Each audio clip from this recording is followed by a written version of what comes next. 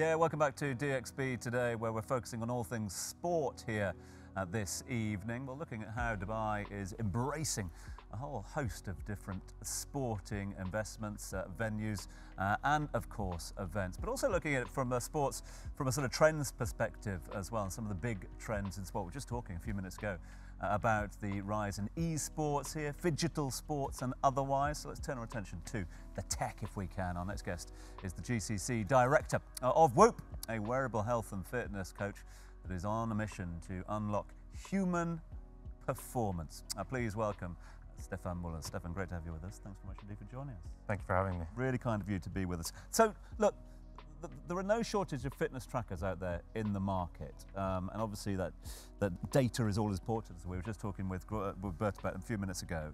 How has Whoop sort of set itself apart from the competition? That's a fantastic question. So for us, like you mentioned earlier, our mission is to unlock human performance, and we do that by focusing on the most relevant and key metrics of health and wellness. So these are sleep, these are strain, these are stress, and for us, I think our really key point of difference is how accurate and how extensive our data is. And in terms of the access to that data, I mean, is this something that you're constantly updating as well? Because we know that the realms of technology are constantly moving as well. Is this something you can feed into all the time? For us, Whoop is something that you wear 24/7, right? So the data is constantly being updated and you're constantly being tracked. So you have a full sort of scope and full visibility on an ongoing basis directly on your phone, of like the direct snapshot of what your health and wellness looks like at that point. In control. In control. That's what we all need. Stephan, I have to ask you, because a lot of the time, and I think there's a misconception that a lot of people think wearing something like Whoop is for athletes, you know, people who are really into sports, really into tracking themselves. That's not the truth. Could you please clarify that? And then second, who else is it for? Can you build that profile for us of the kind of person? I think it's for everyone that cares about their health. With Whoop, like I mentioned, we look at your stress and we look at your sleep. It's something that everyone faces, right? It's not just your top athletes. And while Whoop was started for high performance and for athletes, it's quickly transitioned to become a lot more relevant for the wider population. Understanding something like sleep is just so crucially important, and how to improve upon your sleep is even more important, as well as how to decrease your stress levels and how to just take care of your health and wellness. So it's about tracking, but also about the recovery side of things as well for us on a day-to-day. Correct. And I think, you know, we live in a world of high performance, of busy jobs, of taking care of kids, and these are all stressors. This is all strain. And I think for us at Whoop, it's increasingly important to focus on the recovery aspect, and we provide our users with actionable insights on then how to improve that and how to take care of your recovery, not just, you know, being on the go the entire time. Yeah, I love that. Stephan, we spoke briefly a little bit before, and we obviously found out that you're an ultra runner. Correct. Right, so 100-kilometer runs, obviously your Whoop obviously helps you a lot with in those situations. But I just wanted to just chat more about a personal matter, because when you're doing ultra marathon running, 100 kilometers, I'm assuming you go through a lot of deep, dark tunnels and hopefully then come out the other end. So, you need really a huge mental resilience to get through those kind of achievements, right? So I want to know, how do you use those learnings that you get going through 100-kilometer runs, but into everyday business practice at Whoop? It's a very good question. And I think my answer to that would be, I always do the difficult things first.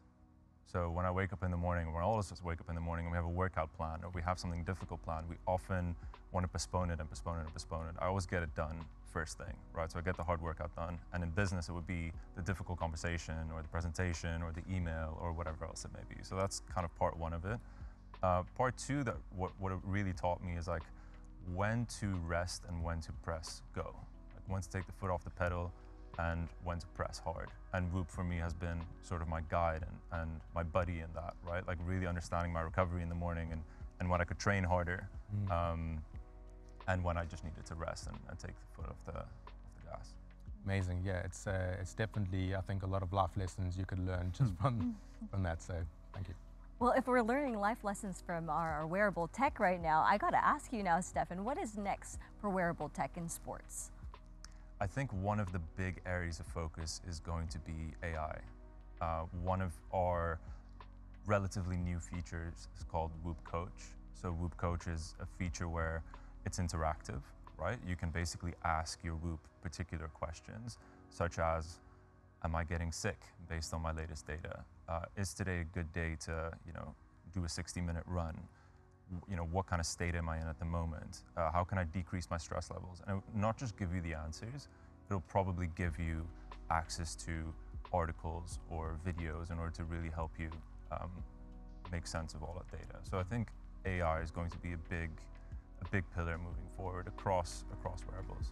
How's the tech gone down here in the GCC region, here in your patch as well? Because we mentioned a bit earlier on, that sort of upwardly mobile, very young population, developing, growing, tech-savvy population as well.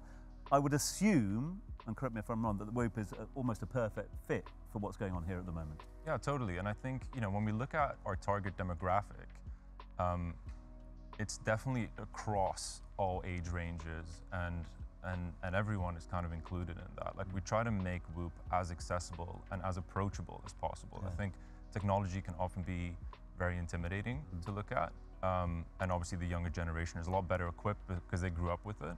But at Whoop, we're now really seeing an uplift across the different age brackets and making it relevant for everyone. Yeah. It also has to look good. I'm just conscious of that if this is something that you're wearing 24/7, it also has to look good, and I think that Whoop has found that balance. There's something there for everyone, I think. Yeah, and you know what? Like, one of the key things that I want to mention is, like, we don't have a screen, right? And the reason that we don't have a screen is, like, we don't want this to serve as just another distraction. Yeah. If you have, another wearable where you do have a screen and you do get your notifications and you're constantly locked in, like, I think we're in a society that's distracted and overstimulated, and I think for us it's just really focusing on making this one of those things that doesn't contribute to that overstimulation, while obviously, like you said, making sure it looks good. Looks good as well. Yeah, it's very, very important. Thanks for that, Stephan. But today's spotlight is actually on a company that is built around creating legacy events that truly inspire the youth of today to just go out and get active. This is Cab Sports.